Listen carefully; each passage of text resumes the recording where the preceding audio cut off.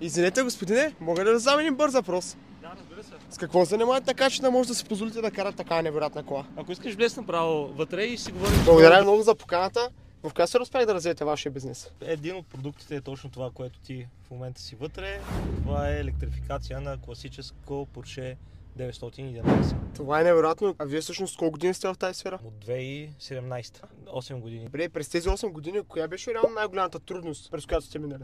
Те са безброй много трудности. Може би така най-трудният момент беше когато 2021 година пожар изгори до основи базата. Тогава изгоря и тази кола, която бяхме разработили и загубихме цялото оборудване и трябваше да стартираме от начало. Това е доста сериозна трудност, която сте се сблъскали. И последно, ако можете сега да се обърнете към младото поколение предприемачи, какъв съвет бихте им оставили? Да имат коража да бъдат наивни. Аз не съм нещо повече от тебе. Всеки, който е достатъчно проактивен, дори не е, бих казал, амбициозен думата, просто трябва малко да си повярва и да знае, че тези успешни хора не са нещо, кой знае колко повече от тези хора, които ще стартират и от тебе. Добре, благодаря много за отделеното време и ценните съвети. Разбира се, ще полазя ли малко?